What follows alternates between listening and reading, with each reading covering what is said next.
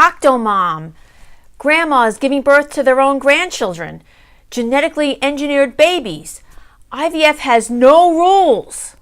Stick around and I'll explain.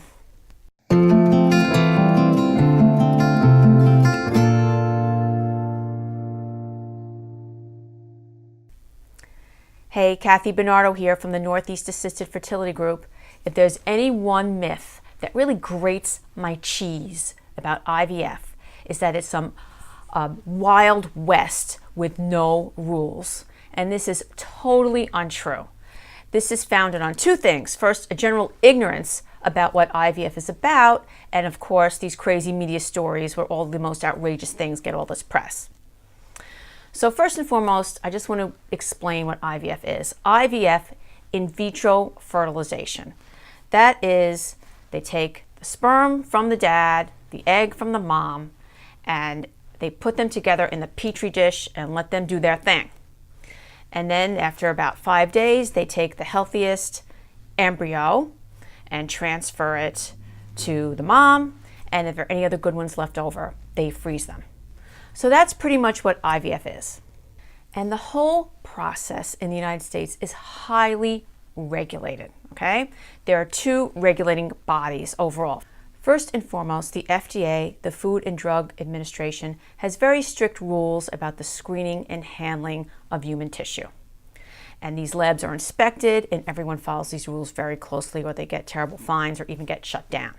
So that's the FDA. And then the second governing body for the fertility industry is the ASRM, the American Society for Reproductive Medicine, which has a lot of guidelines and ethical rules. And in order to be a member in good standing, clinics have to abide by these guidelines. And they have all kinds of guidelines, for example, how many embryos you can transfer at once and things like that. So what's the deal with Octomom, okay? This is what happened with Octomom.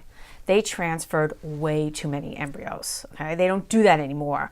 First and foremost, because they have better screening of embryos now. The reason they would transfer so many back in the old days and why you see so many multiples with IVF is that there would always be 1 or 2 embryos that wouldn't take. And that's why they would transfer 3, hoping to get 1. So, but now they only transfer between 1 and 2, and usually they just transfer 1 at a time.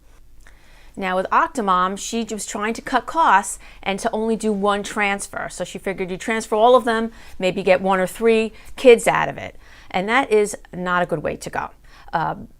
Multiple pregnancies are very high risk, and we always want to go with a singleton with IVF or any kind of normal pregnancy. And you will find whenever there's something crazy happening in the world of IVF, the motivation is usually to cut costs, and that's why you end up breaking the rules. Now, the overwhelming majority of people who take advantage of IVF technology just want to have a baby. They're not trying to engineer some superhuman. That is something that's just based in total imagination and not in the reality of everyday IVF treatment. And it really is a very painful experience not to be able to procreate.